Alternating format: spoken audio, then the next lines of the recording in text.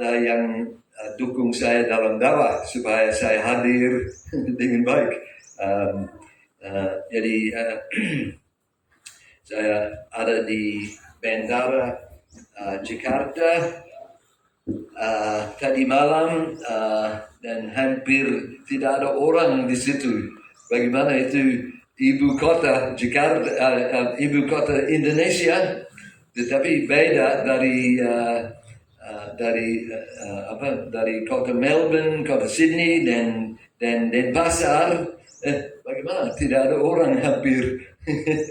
Jadi dan saya berangkat ke sini jam berapa itu? Jam 2:45.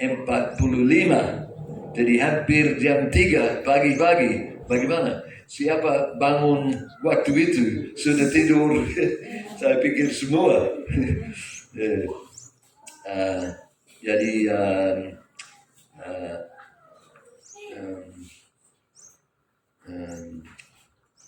saya harus ingat kunci ini supaya dan saya juga tidak ada kesempatan untuk print khotbah ini, jadi saya harus baca dari komputer ini. Jadi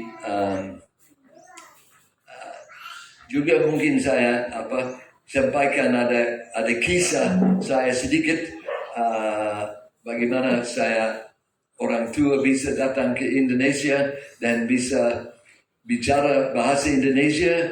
Saya harap cukup baik. Memang tidak terlalu lancar, tetapi harap saudara-saudara bisa mengerti saya. Jadi waktu saya usia 27 atau 70 bukan 27 atau 26 saya dapat ada undangan dari RBMU untuk datang ke Sakij melayani di Sentani. Bukan Stakin, itu bernama Sakij waktu itu, Sekolah Alkitab dan Kejuruan Irian Jaya.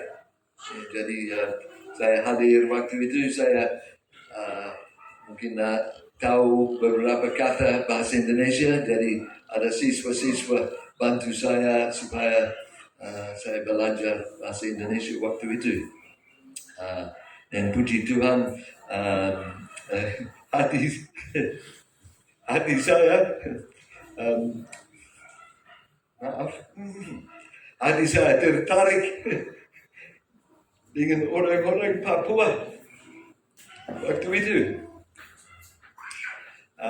Luar biasa, saya banyak teman dan tahun lalu saya hadir 2019. Bapak Thomas memberi saya ada buku, ada biografi Bapak Carlos, ya. Itu dan saya sedang baca itu. Saya baca itu waktu saya di pesawat. Bagaimana anak kecil punya ada beban untuk menginjili. Terima kasih Ibu. Punya ada beban untuk menginjili teman-teman atau orang-orang di kampungnya dan mau menginjili kampung lain. Dan itu saya lihat tahun 75-76 di sini. Saya sedikit kejut karena Injil itu hanya masuk tahun 57 dan mulai gereja sudah bangun tahun 63 kira-kira. Jadi tidak terlalu tua gereja. Tapi sudah itu ada orang-orang Papua mau ke kampung-kampung lain untuk menginjili, untuk membawa Injil supaya orang-orang lain diselamatkan. Luar biasa itu. Saya dari Australia dan saya lihat walaupun saya punya ada gereja yang cukup baik, rajin, mengasihi Tuhan, mau menyembah kepada Tuhan, memuji Tuhan, melayani. Tetapi saya pikir itu gereja saya, itu kami tidak terlalu rajin menginjili seperti orang-orang Papua. Jadi saya mau sampaikan itu dan saya mau menghargai saudara-saudara, menghormati semua karena itu luar biasa. Dan itu kunci untuk kita orang-orang Kristen, kan? Bagaimana kita dapat ada treasure, ada yang indah. Bagaimana? Tapi simpan itu untuk kita sendiri tidak baik. Kita harus membagi dan memberkati orang-orang lain juga.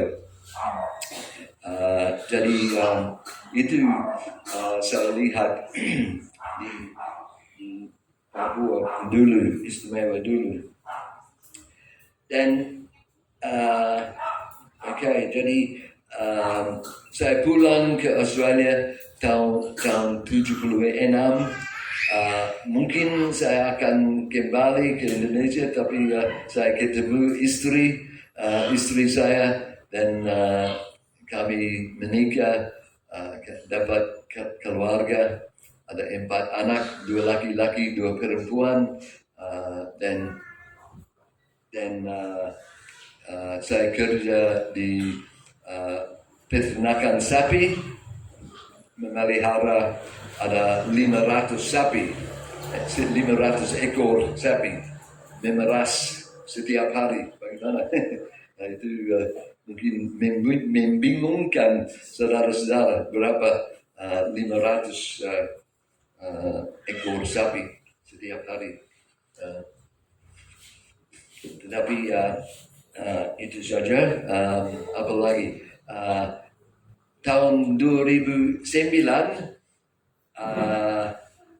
3 anak, yang pertama itu dia sudah menikah dan sudah tidak bisa ke Indonesia, tapi yang 3 lain mereka mohon kepada saya, minta, Bapak harus membawa kami ke Indonesia untuk lihat tempat Bapak melayani dulu.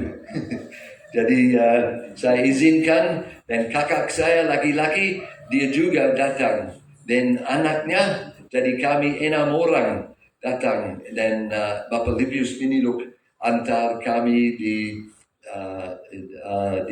Jakarta dan di Bandung, ada beberapa gereja di Jawa, dan juga datang ke Papua. Dan saya lihat Sentani itu bagaimana dulu ada 3 toko itu saja, tapi saya kejut, ada escalator, ada supermarket, ada apa, saya tidak tahu di mana saya ada, karena itu dulu ada 3 toko dan ada apa Katolik, gereja Katolik, kemudian stakij waktu itu. Jadi saya tahu semua, pos 7, jalan ke pos 7, dan tapi saya tidak tahu apa-apa waktu saya datang kembali karena banyak perubahan. Dan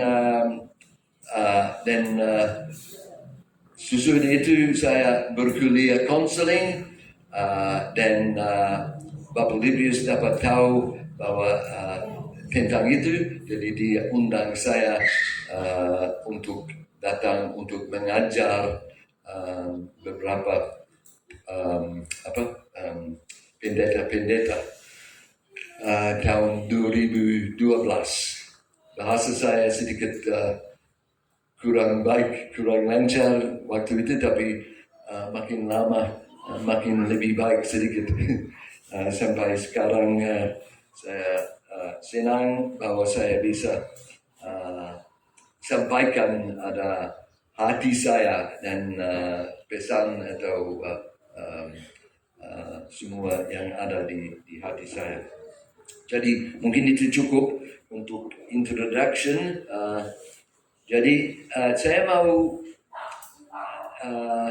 bicara atau berkhotbah dari kitab Roma. Jadi sebelum itu mungkin itu baik kita berdoa dan ada Bapak sudah berdoa sebelumnya, tapi saya juga harus berdoa supaya Tuhan menguatkan dan mengurapi saya,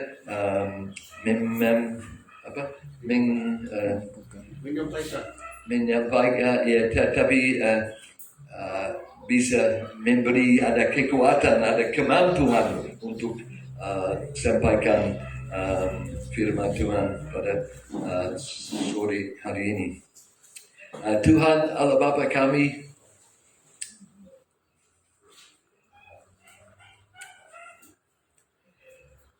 kami datang kepadamu untuk menyembah kepadamu, untuk memuji namamu, untuk belajar dari firman-Mu, supaya kami dapat ada hubungan yang lebih indah daripada saat ini. Kami mau pulang dengan ada pelajaran atau ada ketahuan yang lebih baik tentang Engkau dan tentang Injil, tentang kemuliaan-Mu dan lain-lain. Jadi Tuhan menguatkan saya, memberi saya ada hikmat, ada mengingatkan ada kata-kata bahasa Indonesia supaya saya bisa sampaikan semua dengan baik. Dan jadi kami menyerahkan sore ini kepadamu dan kami mengucapkan syukur karena Engkau baik, dan kami mengakui bahwa kami membutuhkan Engkau setiap saat. Kalau Engkau membiarkan kami, satu saat kami semua akan mati. Jadi kami mau mengucapkan syukur kepadamu karena Engkau punya ada tangan di atas kami supaya kami hidup dengan baik, dan Tuhan memberi kami ada masa depan, ada rencana yang baik untuk kami semua masing-masing. Jadi Tuhan memberkati kami semua dan menguatkan saya di dalam waktu saya membawa khotbah ini sore ini. Tuhan jadi kami mengucapkan syukur dan berdoa dalam nama Yesus Kristus, Juru Selamat kami. Amin. Okay. Jadi saya pikir kalau ada punya pena dan ada kertas, mungkin itu atau bisa catat di HP, tidak apa-apa. Tapi karena saya ini sedikit firman Tuhan yang sedikit dalam, jadi jangan sampai kita dapat berkat tapi tidak ingat nanti pulang. Okay. Kitab Roma itu dibagi untuk ada 3 sekta atau 3 bagian. Pertama, diagnosis atau ada masalah problem untuk manusia. Pasal 1 sampai pasal 3. Dan kedua, kemerdekaan pasal 4 sampai pasal 11. Dan ketiga, dimuridkan pasal 12 sampai dengan 16. Saya tidak akan berkhotbah dari semua kitab Roma, tapi saya akan fokus dalam pasal 3 dan pasal 4. Dan juga akan buka ada ayat-ayat dari kitab-kitab lain juga. Jadi itu masuk akal kalau orang-orang duniawi berpikir bahwa mereka tidak benar dengan Tuhan.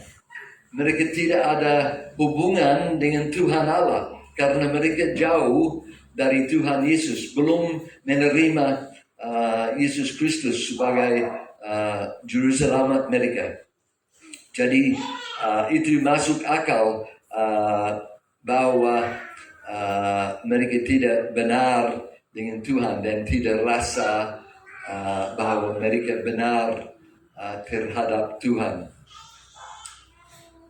Juga kalau ada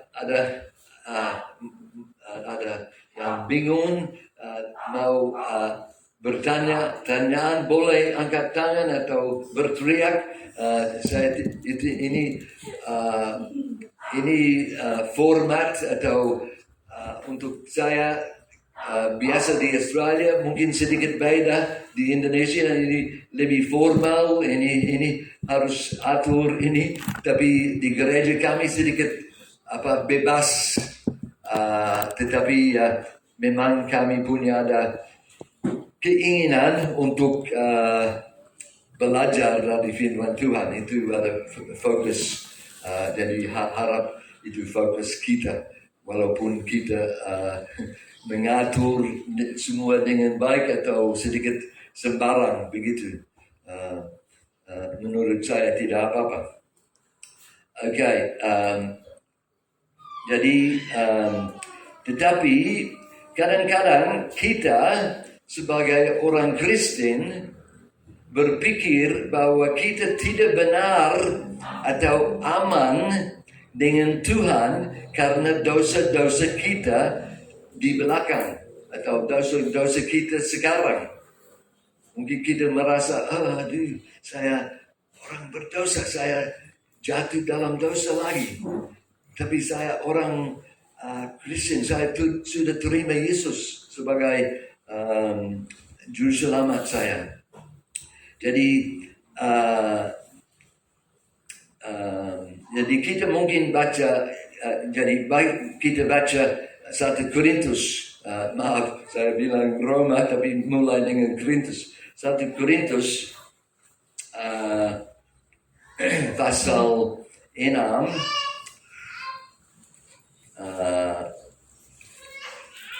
dan Bapak Thomas sampaikan selalu kalau saya harus tutup, dia mungkin lempar ada botol supaya saya tutup dan bisa lanjutkan besok. Jangan sampai ada yang tidur mungkin karena saya lama. Jadi 1 Korintus di mana 6 ayat 9 sampai dengan 10. Atau tidak tahu kamu bahwa orang-orang yang tidak adil tidak akan mendapat bagian dalam kerajaan Allah. Jadi saya pikir kita semua tahu itu. Kalau di luar dari Yesus, mereka yang ada tidak adil dan tidak akan mendapat bagian dalam kerajaan Allah. Janganlah sesat. Orang cabul, penyembah berhala, orang berzina, banci, orang pemburit, pencuri, orang kikir, pemabuk, pemfitnah dan penipu tidak akan mendapat bagian dalam kerajaan Allah. Dan beberapa orang di antara kamu demikianlah dahulu.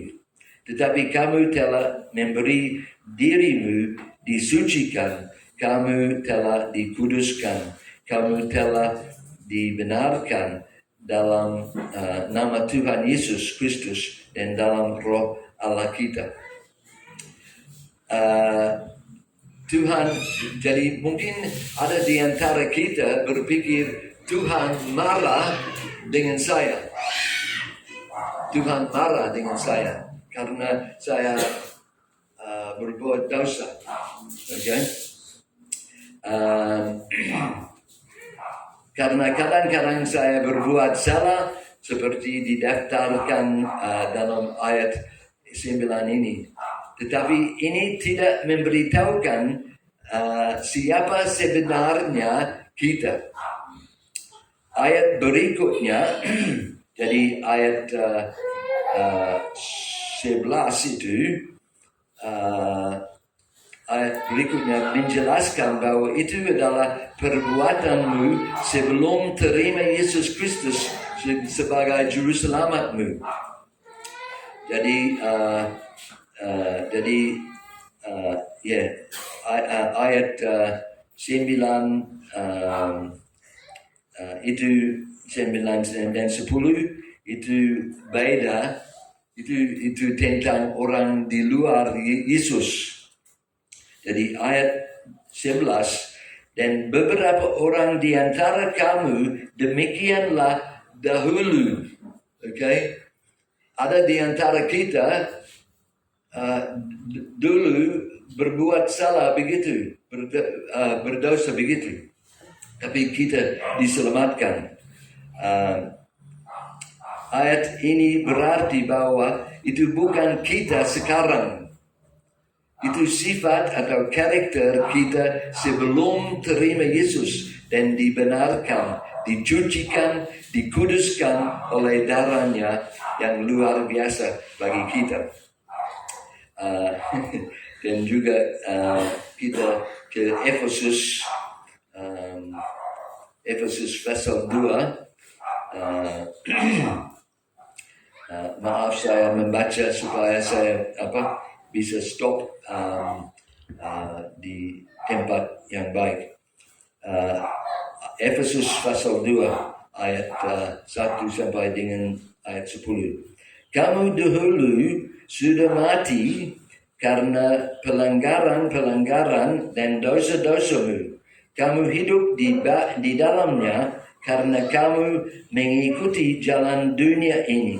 Karena kamu mentaati penguasa kerajaan angkasa, yaitu roh yang sekarang sedang bekerja di antara orang-orang derhaka. Sebenarnya dulu kami semua juga terhitung di antara mereka. Ketika kami hidup di dalam hawa nafsu daging dan menuruti kehendak daging dan pikiran kami yang jahat. Jadi itu tentang kita dulu sebelum diselamatkan atau disucikan dari darah Yesus. Pada dasarnya kami adalah orang-orang yang harus dimurkai sama seperti mereka yang lain. Tetapi saya senang dengan kata itu. Tetapi itu ada kata yang penting.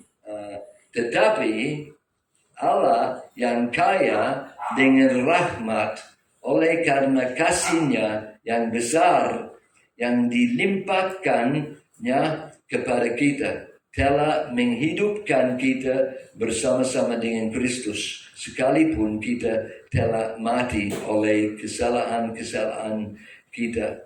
Oleh kasih karunia kamu diselamatkan, dan di dalam Kristus Yesus Ia telah membangkitkan kita juga dan memberikan tempat bersama-sama dengan Dia di surga. supaya pada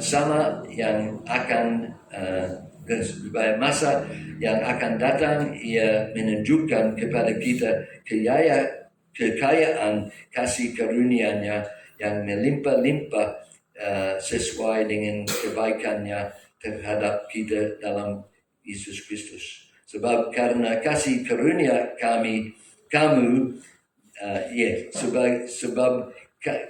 karena kasih karunia kamu diselamatkan oleh iman. Itu bukan hasil usahamu, tetapi pemberian Allah. Itu bukan hasil pekerjaanmu. Jangan ada orang yang memegahkan diri.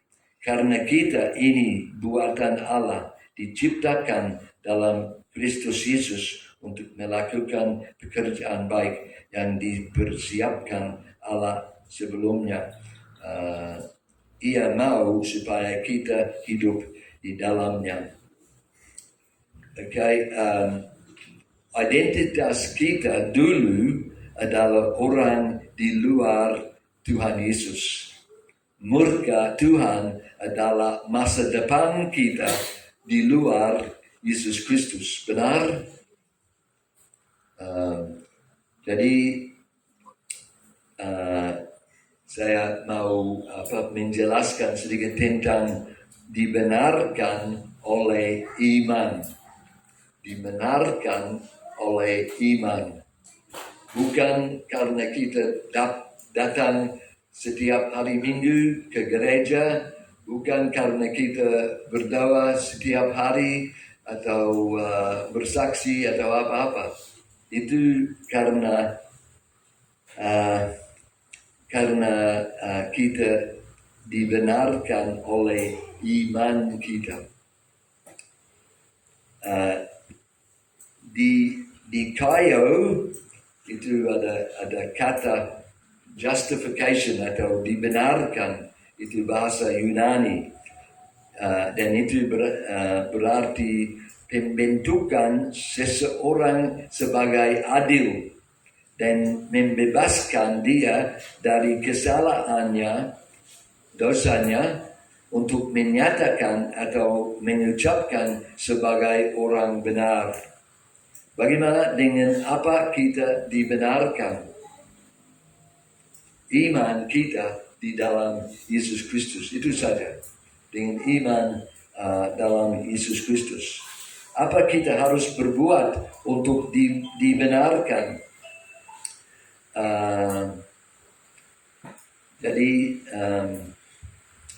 Apakah kita berdamai dengan Tuhan Allah? Dan kita baca tadi dari 1 Korintus 6, 9 sampai 10. Siapa sebenarnya kita? Apakah sudah terima Yesus Kristus sebagai juru selamatmu? Jadi kalau saudara-saudara semua menerima Yesus sebagai juru selamatmu, bisa disebutkan seorang benar.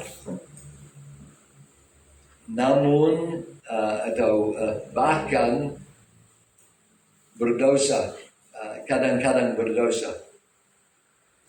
Masih seorang benar.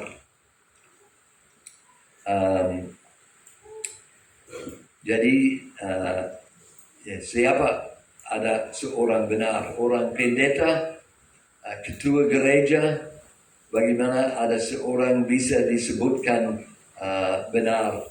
Dengan cara apa kita disebutkan seorang benar? Siapa yang membentuk kita sebagai seorang benar? Dan bagaimana, apakah kita pasti tahu bahwa kita tinggal terus sebagai orang benar? Kita kembali ke Roma pasal 3. Roma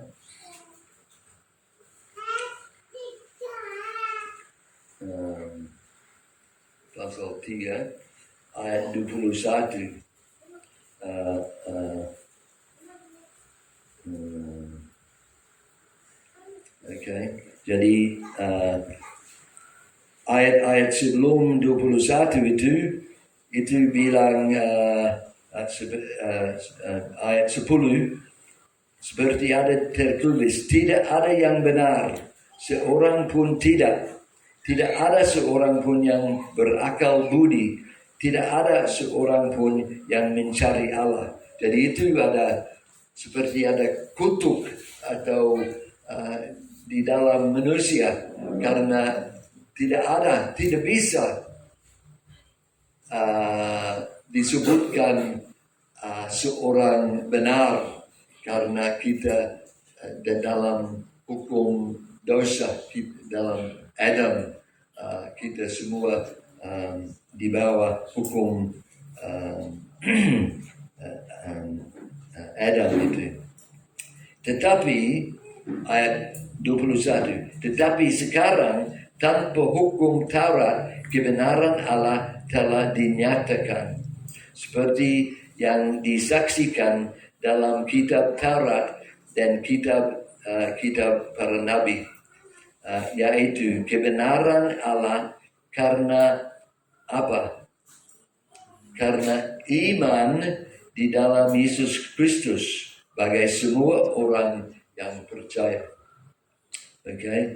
Jadi ini dulu sebelum Yesus, di orang-orang Yahudi harus membawa ada domba, ada burung, ada apa-apa, ada sapi untuk dan korbankan itu supaya dapat diampuni, dapat ampun dari Tuhan. Tetapi sekarang tanpa hukum Taurat, kebenaran Allah telah dinyatakan. Okay, jadi ini kita bebas dari hukum Taurat yang di dalam perjanjian lama itu. Jadi satu hal ini, kebenaran Allah telah dinyatakan, ayat 21. Ayat 22, kebenaran Allah karena iman di dalam Yesus Kristus bagi semua orang yang percaya. Jadi kita disebutkan benar terhadap Tuhan Allah karena iman kita di dalam Yesus Kristus sebagai semua orang yang percaya. 3, oleh kasih ayat 24, oleh kasih karunia yang telah dibenarkan dengan cuma-cuma. Okay? Telah dibenarkan dengan cuma-cuma. Dan nomor 4 ayat 25, karena iman dalam darahnya. Dan 5 ayat 25, hal itu dibuatnya untuk menunjukkan keadilannya. Dan jadi ayat 25,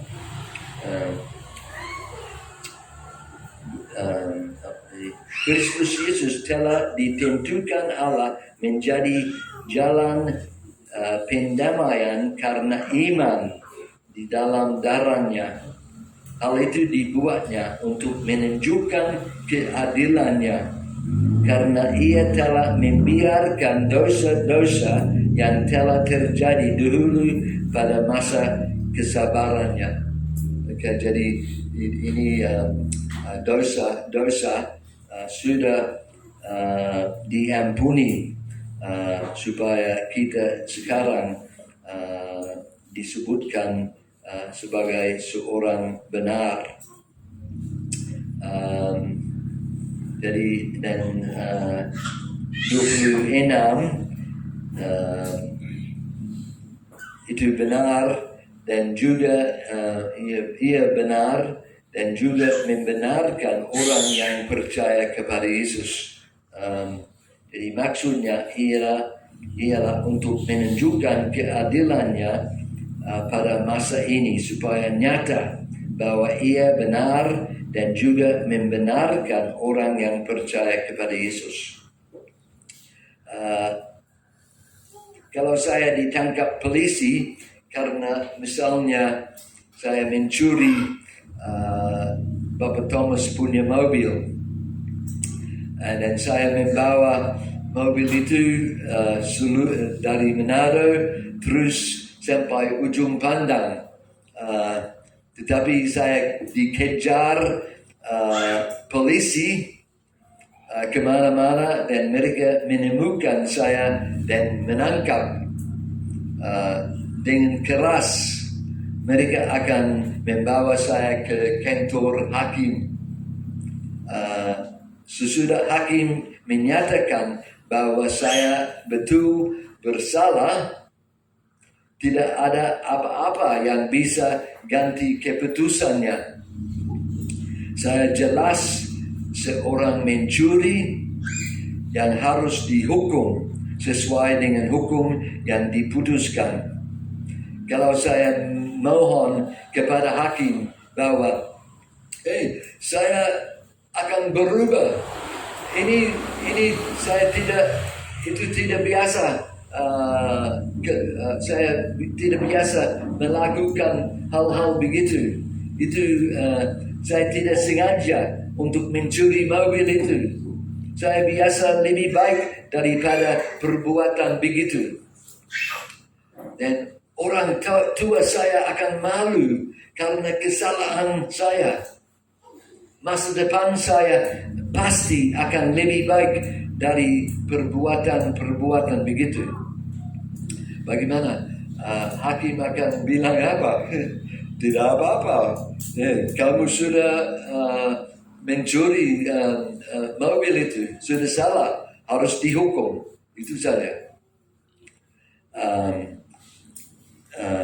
Jadi itu tetap saya adalah seorang pencuri dan harus dihukum sesuai dengan hukum itu. Saya catat di sini penjara 5 tahun dan harus bayar 200 juta. Mungkin saya tidak tahu bagaimana itu ada hukum baik atau tidak, hukum adil. Tapi itu hukuman saya. Tetap saya tidak punya hak untuk diskusi dengan hakim sama sekali. Jadi tetapi kalau ada hakim yang lebih tinggi atau lebih berkuasa daripada hakim pertama itu, dia bisa memutarkan keputusan hakim pertama dan membebaskan saya dari hukuman itu. Saya bisa keluar sebagai seorang bebas. Jadi saya menceritakan ini seperti ini. Tuhan Allah Yesus sudah died in our place, mati untuk kita. Dia sudah dihukum, dihukum dengan hukuman kita supaya kita bisa dapat kemerdekaan atau bisa dibebaskan dari hukuman itu. Luar biasa. Jadi kalau kita lihat sedikit Roma 3 ayat 10 sampai dengan 18, itu semua memberitahukan bahwa kita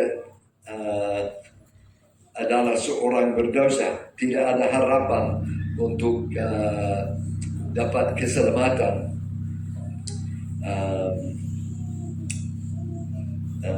Jadi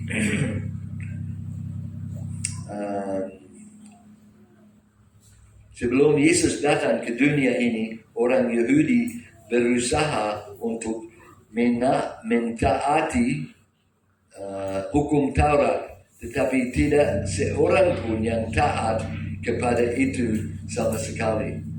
Okay, jadi orang Farisi itu mereka berusaha untuk ikut hukum Taurat itu dengan rajin, tetapi Yesus berkata bahwa mereka tidak ikut dengan baik.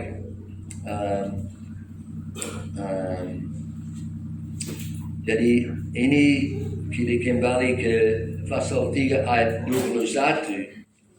Tetapi sekarang tanpa hukum Taurat, kebenaran Allah telah dinyatakan. Kalau kita mencari tetapi di dalam firman Tuhan, kita dapat banyak berkat, karena di dalam ada perjanjian baru, ada tentang dulu, tetapi Tuhan masuk di dalam masalah-masalah manusia dan untuk menyelamatkan.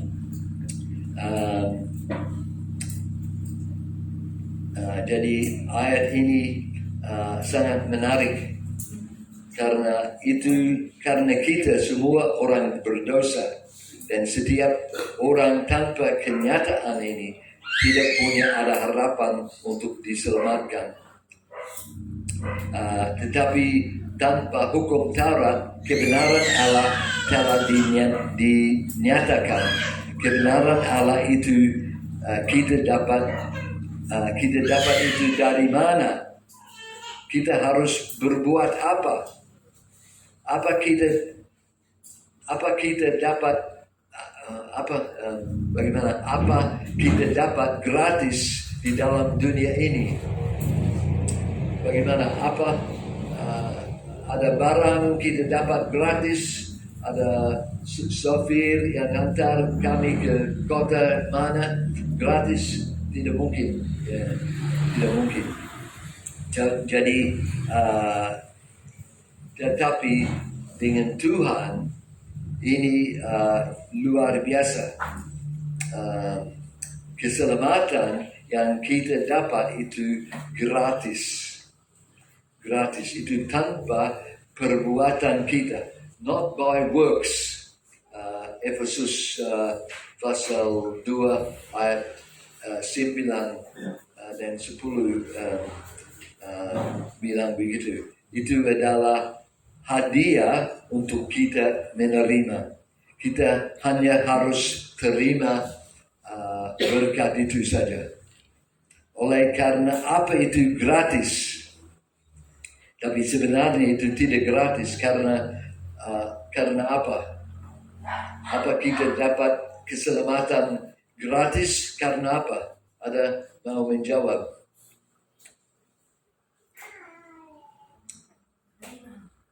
Bagaimana? Iman, ya. Dan juga ada hal lain. Bagaimana? Karena Yesus mati di kayu salib, Dia bayar hukum kita. Dia menerima hukum kita supaya kita dapat hidup gratis. Ini 2 Korintus pasal 5 ayat 21. Ini ayat yang terbaik bagi saya di seluruh Alkitab. 2 Korintus pasal 5 ayat 21.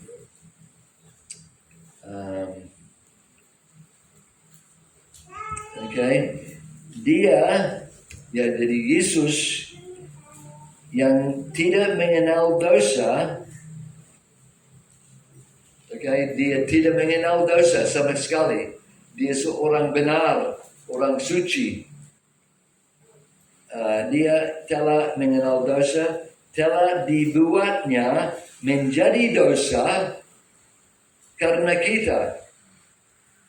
Bagaimana? Begitu. Yesus menjadi dosa untuk kita. Karena kita. Supaya dalam dia kita dibenarkan oleh Allah. Bagaimana? Adilkah? Bagaimana? Ini adil atau tidak? Bagaimana? Yesus seorang benar, orang suci, tapi dia dihukum di kayu salib, dan kita dapat ditransfer. Yesus transfer kebenarannya atau kesuciannya dan memberi kepada kita.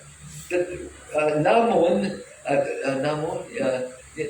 kita adalah orang-orang berdosa. Itu tidak adil. Benar, tidak adil. Tetapi itu ada berkat yang luar biasa. Jadi kita membaca lagi. Dia Tuhan Yesus yang tidak mengenal dosa telah dibuatnya menjadi dosa karena kita. Dia itu tidak adil. Dia itu tidak adil bahwa dia dapat dosa karena kita, supaya dalam dia kita dibenarkan oleh Allah. Luar biasa kan? Ini bagaimana? Saya pikir kalau kita menyadari ayat ini, kita mau mengucapkan syukur, kan? Kita mau memuji Tuhan karena kita dapat keselamatan yang luar biasa,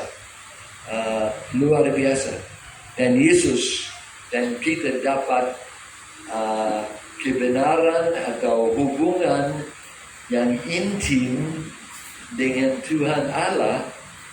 Karena apa? Karena apa? Ada yang mau menjawab? Kita dapat hubungan dengan Tuhan Allah dengan intim karena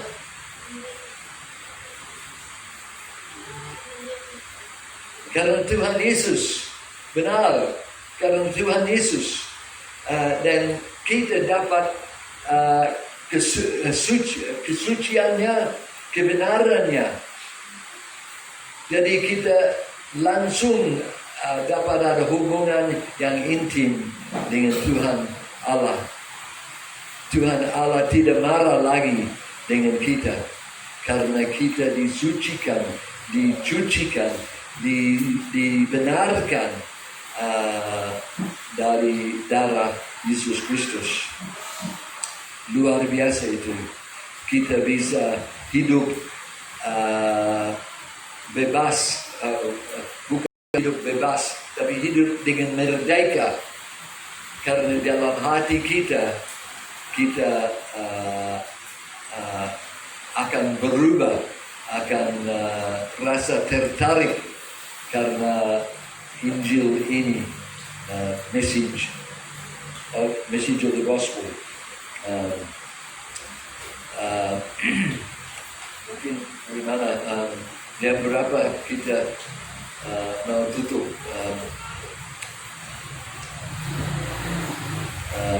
Ini sudah hampir 6:30.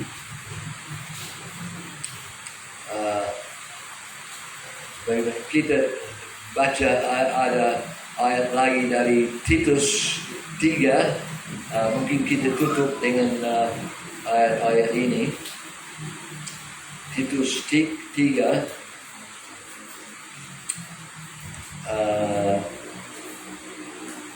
ayat 3 sampai 8. Jadi saya mau saudara-saudara hitung berkat-berkat yang disebutkan di dalam ayat-ayat ini. Karena dahulu kita juga hidup dalam kejahilan, tidak taat, sesat, menjadi hamba berbagai-bagai nafsu dan keinginan, hidup dalam kejahatan dan kedengkian, keji, saling membenci. Itu kondisi kita atau sifat atau karakter kita. Ayat 4. Tetapi ketika nyata kemurahan Allah, ini berkat pertama. Ketika nyata kemurahan Allah, juru selamat kita, dan kasihnya kepada manusia. Dan kasihnya itu yang kedua, kasihnya kepada manusia. Pada waktu itu dia telah menyelamatkan kita. 3. Bukan karena perbuatan kita yang telah kita lakukan, tetapi karena rahmat-Nya. 4. Karena rahmat-Nya oleh perdamaian kelahiran kembali dan oleh pembaharuan yang dikerjakan oleh Roh Kudus. Jadi ini ada lagi yang sudah dilimpahkannya kepada kita oleh Yesus Kristus, Juru Selamat kita, supaya kita, jadi dalam ayat 6 itu sudah dilimpahkannya, ada berkat lagi kepada kita oleh Yesus Kristus, Juru Selamat kita, supaya kita sebagai orang yang dibenarkan oleh kasih karunia-Nya berhak menerima hidup yang kekal sesuai dengan pengharapan kita. Jadi kita bisa hidup dengan benar karena semua kebaikan Tuhan bagi kita. Jadi kita sudah berubah. Dan kadang-kadang kalau kita dengar Injil seperti ini, kita bisa berpikir, saya disebutkan seorang benar, jadi saya bisa hidup bebas, bikin apa-apa, tidak apa-apa, karena Tuhan, saya sudah disucikan dengan darah Yesus, saya sudah disucikan seorang benar. Tetapi kita sudah berubah, sudah kita dulu ada seperti orang di luar Yesus, tetapi kita sudah berubah. Yesus hidup di dalam kehidupan kita. Kita diselamatkan dari dunia yang hancur ini. Kita diselamatkan dari dunia yang gelap. Dunia di sana, di luar, itu dunia yang gelap. Dan mungkin saudara-saudara tahu lebih baik daripada saya bahwa dunia di luar Yesus itu ada dunia yang gelap. Kita sudah dikuduskan. Untuk apa kita kembali dan hidup seperti orang-orang duniawi? Tidak mungkin kita akan merasa enak kalau kita berbuat salah atau berbuat dosa lagi. Hidup seperti dunia ini yang gelap, tidak begitu, tidak mungkin. Apa adalah akibat perbuatan begitu? Jadi akibat perbuatan seks bebas atau mencuri, berbohong, apa seperti itu, akibatnya hidup hancur kan. Hati kita hancur, tidak rasa enak. Kalau tidur nanti berpikir, oh polisi mungkin ketuk di pintu dan saya ditangkap, dan kalau di dalam pernikahan saya seks bebas di luar, menyakiti istri saya, dan itu bikin hancur. Jadi jangan sampai kita berpikir karena kita dikuduskan dan disebutkan seorang benar, kita bisa berbuat dosa di luar. Itu tidak karakter kita sekali lagi.